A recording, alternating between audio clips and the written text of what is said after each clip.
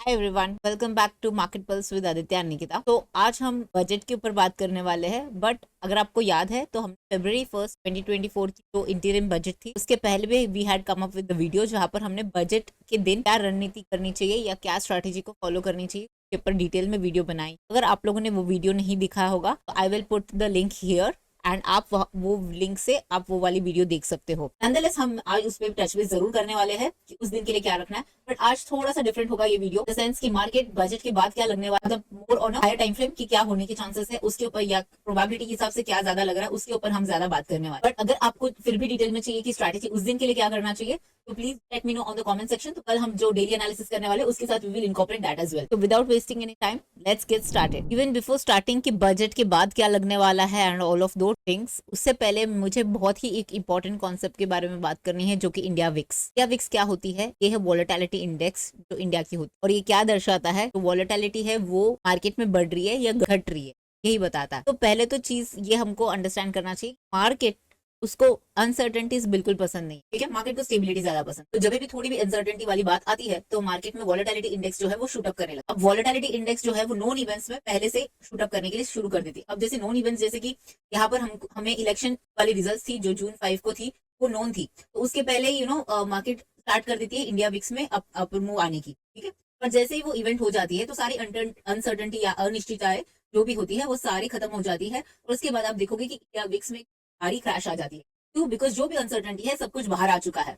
तो ये कोई मतलब नेगेटिव रिएक्शन नहीं है, ये इस देता है कि जो मुझे नहीं पता है, जैसे मार्केट कहता है जो मुझे नहीं पता है उस चीज से मुझे डर है, तो मैं पहले ही थोड़ा कॉशियस रहता हूँ। और जब मुझे सब कुछ पता है तो I will factor it in my prices, जैसे निफ्टी या बैंक निफ्टी में होगा, फिर वो इंडिया विक्स कूल ऑफ हो जाता है। तो यूजुअली ये ऐसे वर्क करती है, ठीक है। तो मार्केट को बेसिकली अनसर्टेनिटीज नहीं पसंद है। अब क्या क्या अनसर्टेनिटीज है? जैसे कि मार्केट में काफी रूमर्स चल रही थी कि ट्रेडिंग इनकम को स्पेकुलेटिव इनकम की तरह ट्रीट किया जाएगा और 30% टैक्सेशन की अट्रैक्ट होने की चांसेस है, या फिर कि थोड़ी सी कोई एडवर्स इश्यूज आ सकते हैं इन द सेंस टैक्सेशन को लेकर, एलटीसीजी या एसटी को लेकर। मतलब ये सारी चीजें काफी सालों से चल रही है, तो ये सब चीजें यूजुअली ना प्ले आउट होते हैं। It could B rumours also, it is not finalised also, but market will start factoring all those things before the event. I am saying ये भी हो सकता है, वो भी हो सकता है, थोड़ा सा बच के रहो। ऐसा ये वाली जो मूड है अब राइज होनी स्टार्ट होती है। अब या ऑप्शन बायर हो या तो आप ऑप्शन सेलर हो, तो आपको कैसे इफेक्ट करेगा ये? मान लीजिएगा अगर आप ऑप्शन बायर हो और आपने बहुत पहले इवेंट से पहले ही बाय कर लिया है तो वो ये आपकी फेवर में वर्क करेगा। वाई? बिकॉज क्या विक्स जब भी बढ़ती है तो ये दोनों कॉल और पुट वैल्यूज को इक्वली इफेक्ट करता है। जब इंडिया विक्स बढ़ती है तो ये कॉल और पुट की प्रीमियम बढ़ती है, बिकॉज इनकी वॉलेटिलिटी भी बढ़ती है। तो ये हमेशा इसकी डायरेक्टली रिलेशनशिप रहती है और ये पॉजिटिवली रिएक्ट करती है। इसका मतलब है जब इंडिया विक्स बढ़ती है तो कॉल और पुट की प्रीमियम बढ़ती है, और जब इंडिया विक्स क्रैश होती है तो कॉल और पुट के प्रीमियम्स भी क्रैश होते हैं। तो ये बहुत ही इंपॉर्टेंट फैक्टर है that you need to keep in mind. ये हमारा बैकग्राउंड और इसके around we are going to work and build our मतलब आर स्ट्रैटेजी। तो ये फाउंडेशन है कि पहले तो ये समझ लेने का कि इंडिया विक्स अगर बढ़ती है तो कॉल और पुट प्रीमियम राइज होने वाली है। तो उन्होंने ये इवेंट के 2-4 दिन पहले बाय करके रखी, they will be profitable, because call और पुट प्रीमियम्स जो डिके देती है वो डिके ना देते हुए प्रीमियम्स बढ़ जाती है। तो बायर्स के लिए डेफिनेटली फायदेमंद है। सेलर्स के लिए जहां तक मैं बात करूं तो सेलर्स के लिए ये प्रॉब्लम हो जब अगर उन्होंने कोई एक ऑप्शन सेल किया है एक पर्टिकुलर रेट में और प्राइसेस उससे ऊपर जा रही है बिकॉज इंडिया विक्स बढ़ गई है, तो वो उनके लिए डेट्रीमेंटल है या इनके फेवर में नहीं है। पर अगर मान लीजिएगा कि बजट के दिन अगर थोड़ी सी शार्प फॉल आती है तब जरूर ऑप्शन बायर्स भी एडवांटेज मिलेगी उनको, बिकॉज जब मार्केट नीचे गिरती है तब वॉलेटिलिटी इंडेक्स वापस शूट हो। मार्केट अगर कोई रीजन से नीचे गिरती होगी और फटाफट जब भी नीचे गिरती है तो जब भी वो प्ले आउट होता है तो इंडिया विक्स शूट अप करती है। तो ऐसा जब भी होगा तो पुट मतलब जो बायर्स है, ऑप्शन बायर्स है, दे विल डेफिनेटली बेनिफिट। एक तो मतलब गामा मूव है, डेल्टा मूव है, और ऊपर से आपका आईवी भी आपके फेवर में है, तो तब डेफिनेटली ये मूव उनके लिए प्रॉफिटेबल होगा। जैसे कि on the day of budget we were all expecting कि बजट के दिन इंडिया विक्स क्रैश होगी, बट वो ना होते हुए इंडिया विक्स अगर आप देखोगे ये बिल्कुल अगले दिन जाके इसने क्रैश किया। तो देखिए ये 4 जून को हमारी इलेक्शन की रिजल्ट थी, उस दिन इनफैक्ट अगर आप देखोगे तो इंडिया विक्स और एटीएच पे जाके उस दिन की क्लोज की है। तो अगर आप देखोगे रिसेंट वाले में ये एटीएच थी और उसने 31.6 की हाई लगा के फिर उसने एक समवेयर 26.9 के आसपास जाके क्लोज की है। ये क्यों हुआ था? क्योंकि हमने मार्केट में बहुत बड़ा फॉल देखा था उस दिन जिस दिन इलेक्शन के दिन थी। उसके अगले दिन से मार्केट जब रिकवर करने लगा उससे ये इंडिया विक्स जो भी है ये इसने शार्प क्रैश दे दिया। तो मान लीजिए अगर बजट के दिन मार्केट नीचे आती है तभी आईवी आपकी स्पाइक होगी। तो उस ही मामले में as a option buyer you will be profitable, because मान लीजिएगा अगर आप ऑप्शन बायर हो और यूजुअली क्या होता है जब भी इवेंट खत्म हो जाती है तो इंडिया विक्स क्रैश हो जाती है। तो ऐसे क्रैश वाली विक्स में आपको क्या प्रॉब्लम होगा कि भले मार्केट की डायरेक्शन में भले आपकी साइड से हो, लेकिन वो जो इंडिया विक्स की जो क्रैश है वो इतनी सिग्निफिकेंट है कि वो आपकी प्रॉफिट्स को पहले वाइप आउट कर देगी। मतलब that will overpower the delta move और the gamma move that is going to happen in your favour. You have to be very cautious and know beforehand कि आपको ये याद रखना चाहिए यूजुअली इवेंट के दिन इंडिया विक्स क्रैश हो जाती है because the event is out in the market unless there is a major fall on the event day. Remember this case in point. I show you this example जो अपने को 5th of आप अगर देखोगे 4th को क्या हुआ है, 4th को इलेक्शन की दिन काउंटिंग के दिन पता चला कि एनडीए जितने आसानी से बीजेपी को क्लियर विनर होने वाला था इतने आसानी से लग नहीं रहा था। तो उसमें काउंटिंग की वजह से क्या हो गया कि मतलब दिखने लगा कि they are not going to be मतलब ऐसा लैंडस्लाइड विक्ट्री नहीं होने वाली जो कि एक्सपेक्टेड था एग्जिट पोल्स में। तो उसकी वजह से क्या हो गया, मार्केट में अचानक से शार्प फॉल आने लग गई और उसकी वजह से अगर आप देखोगे तो इंडिया विक्स में शार्प प्राइस आने लग गई। तो खाली यही इंसिडेंस है जहां पर इंडिया विक्स में शूट अप हुई थी on the event day. Otherwise अगर आप देखोगे तो सारी इलेक्शन डे के दिन यूजुअली इंडिया विक्स फॉल होती है। हम बजट के दिन पे भी जाकर देख सकते हैं, मैं आपको वो एग्जांपल्स दिखा देती हूँ। केस इन पॉइंट फरवरी 2021 अगर आप यहाँ पर देखोगे तो प्राइसेस ये देखिए, price is the black line and yellow is the IV line. अगर आप देखोगे तो ये जो आईवी जो बढ़ी हुई थी ये क्रैश करने लग गई, बिल्कुल डे लो पे जाके क्लोज करी उसने फरवरी 2021। फरवरी 2022 में भी अगर आप देखोगे तो इंडिया विक्स में क्रैश हुई थी। तो यूजुअली ऐसे ही हम देखते हैं। अब मैं आपको एक बहुत ही इंटरेस्टिंग डेटा दिखाना चाहती हूँ। ये डेटा मैंने बेसिकली कलेक्ट किया है पिछले 5 सालों का। पहले जब मैं कलेक्ट करी थी ये डेटा मुझे लग रहा था कि ये 5 साल का ठीक है, फिर मैंने सोचा कि नहीं 2019 को भी डालना जरूरी है because 2019 was the election year और यहाँ पर हमको वापस 2 बजट देखने के लिए मिली थी जैसे हमको इस साल देखने मिल रही है 2 बजट। तो यहाँ पर क्या हुआ था, ये हर एक इसमें एक अगर आप देखोगे मैंने देखा कि बिफोर द बजट मार्केट ने क्या ऑल टाइम हाई मतलब अटेन किया था। ये चारों के मतलब ये सारे के सारे सिनेरियो में नो मिला मुझे आंसर। तो मुझे ऐसा कोई बजट देखना था जहां पर मार्केट बजट से पहले ऑल टाइम हाई पे है और उसके बाद क्या होता है, तो फिर वो थोड़ा सा ऑलमोस्ट रियलिस्टिक कंपैरिजन होगा। तो ये बाकी का यहाँ पर मैं ड्वेल ना करते हुए I will just take you to those relevant budgets. पहले तो मैं आप लोगों को यहाँ पर लेकर चलती हूँ। ये देखिएगा, ये था हमारा बजट का लो, सॉरी इलेक्शन डे का लो, जो हमारे लिए बहुत ही बड़ा एक नीक रिएक्शन देखा था हमने सब लोगों ने। और उसके बाद मार्केट ने सेम वीक में रिकवरी कर दी थी और वीक में अगर आप देखोगे तो ये वीक बहुत ही बड़ा लोअर वीक छोड़ गई थी। यहाँ से आप अगर देखोगे तो मार्केट ने 16.8% की अपमूव दी थी यहाँ पर मार्केट ने द इलेक्शन डे रिजल्ट रो। ठीक है, यहाँ से मतलब 21,280 के 24,854 या 24,860 के आसपास अगर आप पकड़ सकते हो तो यहाँ तक हमने देखा एक शार्प अपमूव। और ये अपमूव कोई साधारण अपमूव है बिकॉज अगर आप देखोगे तो आफ्टर वीक में फ्रेश ऑल टाइम हाई बनाते बनाते गया है। तो अगर आप देखोगे जो स्टार्ट ऑफ द मंथ था वहां से अगर आप देखोगे तो वन साइड ये पूरा का पूरा क्या हुआ है, कम से कम यहाँ पर मुझे 6 से 7 कैंडल्स दिख रहे हैं। वीक वन सिंगल साइड गया है, ये थोड़ा सा पैराबोलिक काइंड ऑफ मूव दिख रहा है। अब यहाँ पर आइडियली अगर आप देखोगे, मैं आपको अगर हिस्टोरिकली दिखाती हूँ तो यहाँ पर भी ऐसे ही मूव हुआ था। ऐसे मूव होने के बाद या तो मार्केट यूजुअली थोड़ा साइडवेज जाता है, डाइजेस्ट दैट अप और टेक्स अ रिवर्सल। ठीक है, अब हम देखेंगे यहाँ पर क्या होने वाला है। हम अभी we are not going to come to a conclusion, first we will go and check the charts. मैंने आपको जैसे बताया कि ये एक्सेल शीट में मैं ये कर रही थी, ये सारे आप खुद से जाके चेक कर सकते हो कि ये सारे ईयर्स के बजट में बजट से पहले मार्केट ने ऑल टाइम हाई नहीं मारा हुआ था। इसीलिए मैंने जाके चेक किए वो दो ईयर्स जहां पर मार्केट ने ऑल टाइम हाई बनाया हुआ था before the budget and those 2 dates are, I just show you the 2 date.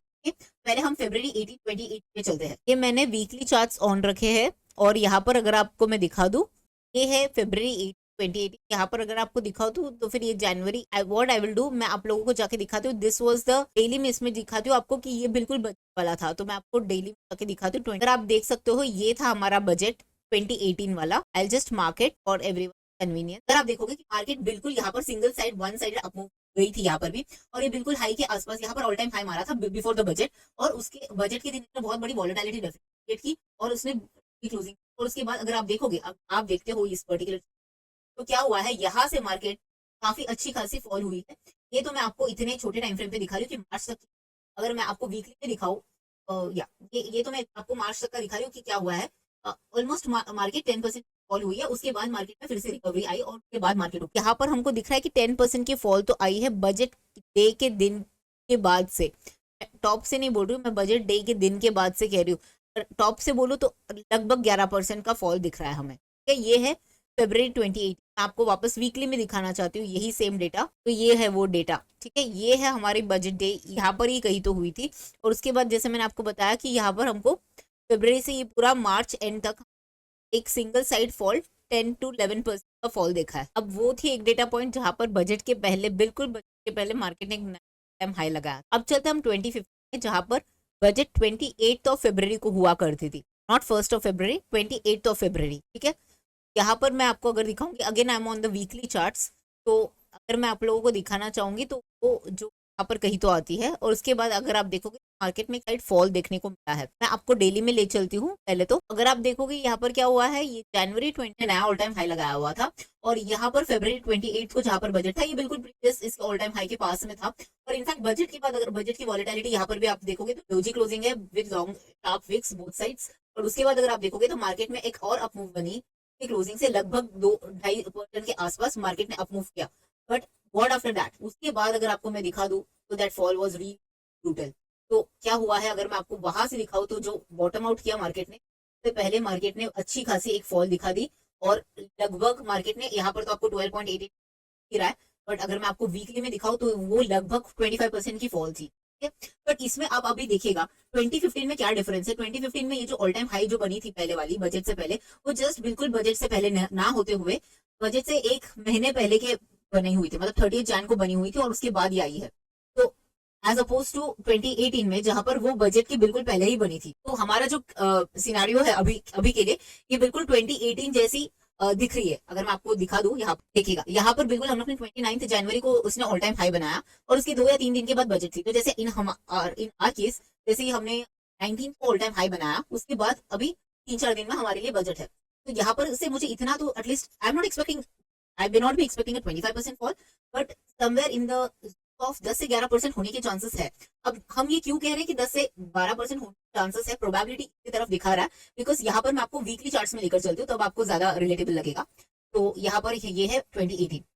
तो अभी आपको मैं अगर ये अपमूव दिखा दूं, तो ये वाली जो अपमूव है, यहाँ पर से अगर आप देखोगे ये सिंगल साइड गई है, ये वीकली चार्ट्स है। वीकली चार्ट्स में ये देखिए दिसंबर 2017 से ये ऑलमोस्ट 20 तक इसने सिंगल साइड अपमूव है, और इसने कितने परसेंटेज की अपमूव की है वो भी मैं आपको बता देती हूँ।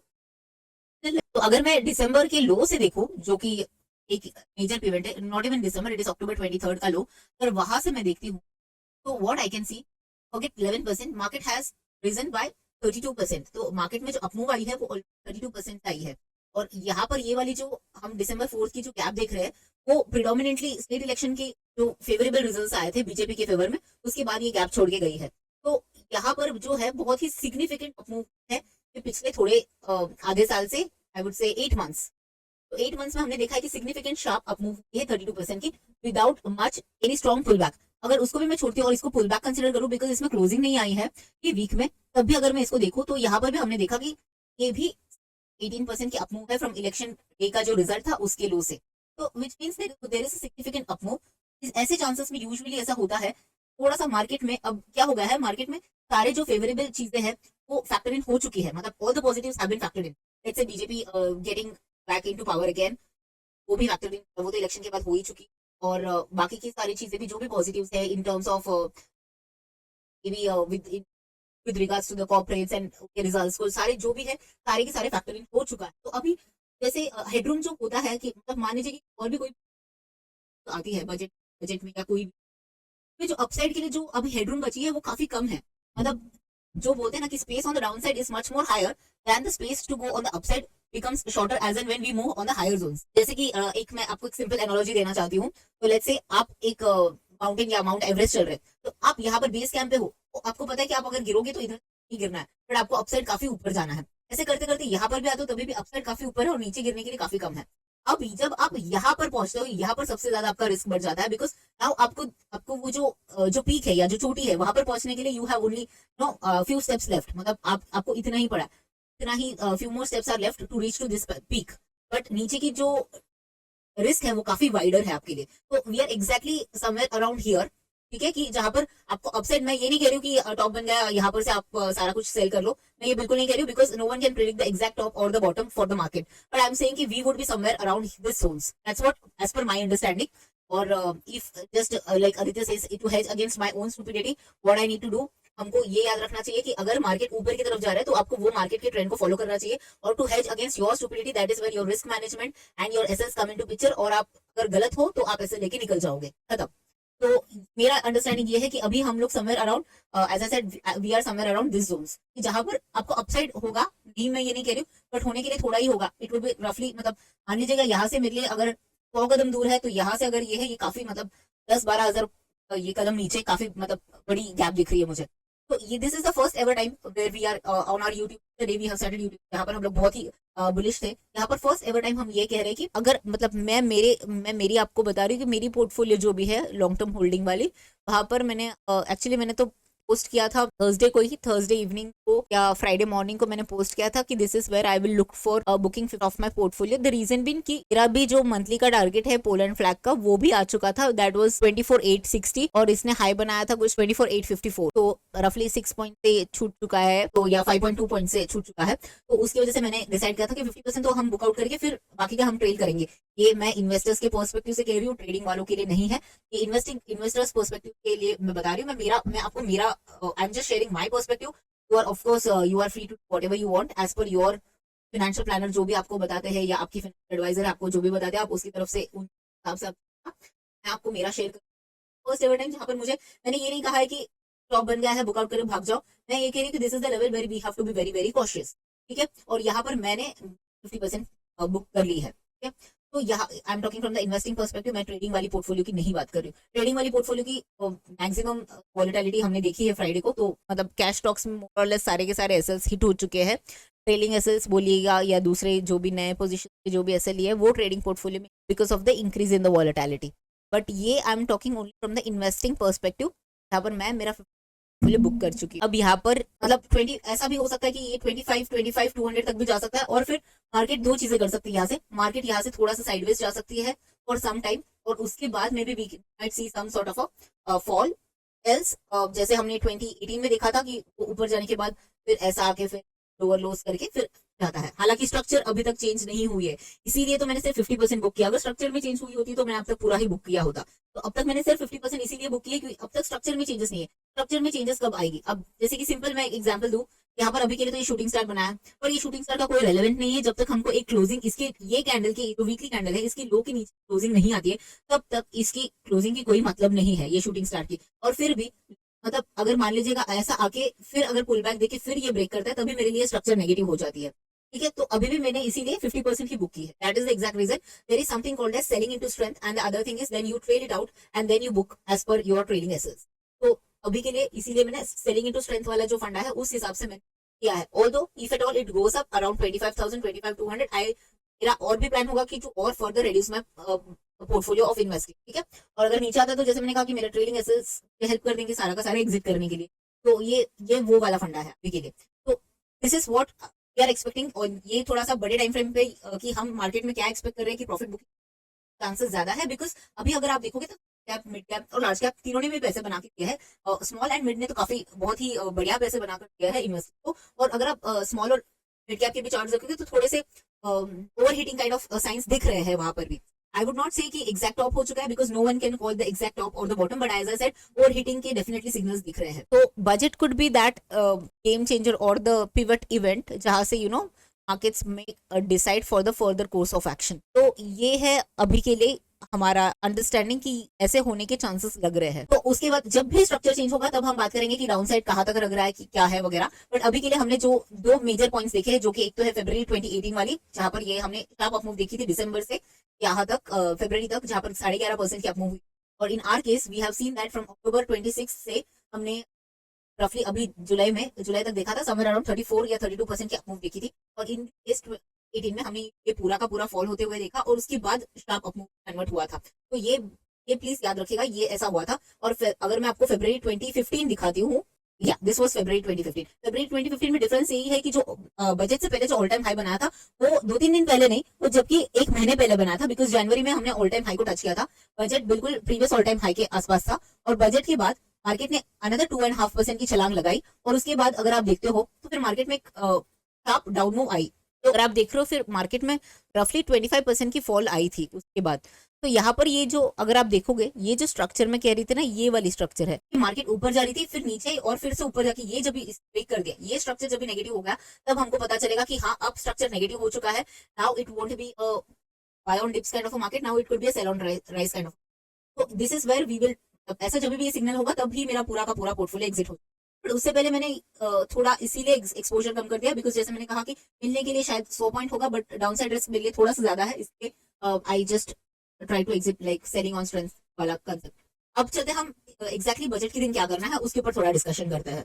बजट सिंपल है, 3 पार्ट्स में डिवाइडेड है। एक तो है मॉर्निंग सेशन, एक है मॉर्निंग सेशन और एक है मिड मॉर्निंग सेशन, और द लास्ट वन है फाइनल जो एक सेशन है नून सेशन, जो कि एक डिसाइसिव और एक ट्रेंडिंग काइंड ऑफ सेशन होता है। ठीक है, ये यूजुअली ट्रेंडिंग सेशन होता है। तो ये 3 इसमें हम डिवाइड करेंगे और उसी के हिसाब से हम ट्रेड्स लेंगे। मैं आपको क्विकली बता देती हूँ क्या है वो। तो जैसे कि मैंने कहा कि it is divided into 3 parts. तो फर्स्ट वाला जो टाइमिंग है ये 11:30 तक होता है, सुबह 9:15 से शुरू होती है, वहां से 11:30 तक। मार्केट यूजुअली साइडवेज रहती है बिकॉज मार्केट में अब तक स्पीच शुरू नहीं हुई होती है। निर्मला मैडम जो यूजुअली स्पीच लेकर आती है अपनी बजट वाली, वो रफली 11 साढ़े 11 तक आते हैं, तो वहां से स्पीच हो जाती है। तो उससे पहले मार्केट बिल्कुल भी साइडवेज रहती है। तो ये एक टाइम है जो ऑप्शन सेलर्स को यूटिलाइज करना चाहिए। Option buyers should stay away at this point of time. Option sellers जो है वो यहाँ पर ट्रायंगल या स्ट्रैडल को पे आउट कर सकते हैं with of course strict SL. Strict SL is बहुत बहुत जरूरी है। क्या what if it this year doesn't work out, जो इतने सालों का जैसे चला है, तो उसके लिए आपके पास स्ट्रिक्ट एसएल होना बहुत जरूरी है। और आप जैसे ही 11 साढ़े 11 बजे आया, आपके पास अच्छी प्रॉफिट है तो बुक कीजिएगा या पार्शियल बुक कीजिएगा और बाकी का ट्रेल कीजिएगा। ये जैसे ही होता है, इसके बाद हमारे पास एक मिड मॉर्निंग सेशन शुरू हो जाती है, जो कि रफली 11:30 या 12 बजे से शुरू होकर 1:32 के बीच तक रहती है। यहाँ पर क्या होती है, एक्सट्रीम वॉलिटिलिटी। यहाँ पर यूजुअली ऐसा होता है कि जब भी निर्मला मैडम कुछ ना कुछ प्रपोजल्स डालती रहती है कि हमने ये प्रपोज किया है, हमने वो प्रपोज किया है, तो मार्केट में उस हिसाब से रिएक्शंस बनती रहती है। तो इसकी वजह से वॉलेटिलिटी काफी ज्यादा रहती है। और उसके बाद एक फाइनल नून सेशन होती है जो कि 2 बजे के आसपास होती है। तो अभी आपको अगर मैं दिखा दूं, ये है देखिएगा 1:32 o'clock के आसपास। अभी मान लीजिएगा आपने ये पूरा अपमूव कैप्चर किया है and you are feeling very happy about it and you have not trailed your profits. Now let's see what happens. Then after 1:30 या 2 आप ऐसे पोजीशन में हो जाते हो कि आपका पूरा प्रॉफिट तो वाइप आउट हो ही जाता है, but you are into deep losses as well.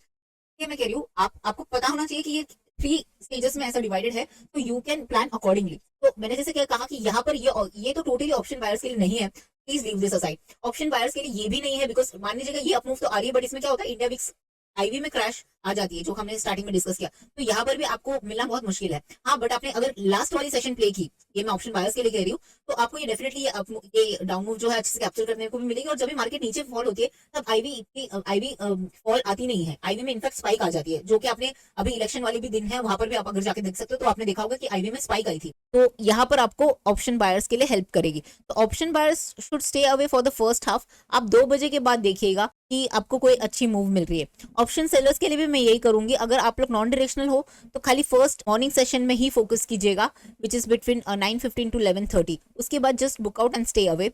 और मिड मॉर्निंग वाली वॉलेटिलिटी को पूरी ही तरह से मतलब एस्केप कीजिएगा और लास्ट वाले सेशन पे आप लोग आइएगा and then you can take the trade according to the trend. This is only for the trend players. Non directional वाले सेकंड हाफ में स्किप करना बेटर होगा। तो अभी के लिए तो ये लग रहा है, but as I said, to hedge against our own stupidity, what you can do, you can maybe partial book करके बाकियों को ट्रेडिंग करवा दीजिएगा। So then just in case अगर वो साइडवेज ही जाता है तो आपको पूरा का पूरा प्रॉफिट खाने मिल जाएगा। सो that's how you should play. And option buyers, just stay away in the first half because it's going to be sideways. In the mid morning session, because if at all there is an up move, there will be a sharp fall in the IVs. तो उसकी वजह से आपका कुछ नहीं बनेगा। तो you just focus on the last 1 hour. That's about it. उसके अलावा आपको कुछ तो I just hope that you have got some new insights and it was not just about the budget strategy. Budget strategy जैसे मैंने कहा कि हम लोग आपको इसमें डाल देंगे डिस्क्रिप्शन में, आप जाके जरूर देखने। But this is on the overall कि क्या लग रहा है market for the upcoming weeks or months. So that's about it. I hope you have liked this particular video. अगर आपको ये वीडियो पसंद आया हो, please do hit the like button. It helps us and motivates us to create more such informative videos. Thank you very much for your time. I'm Nikita Pujari.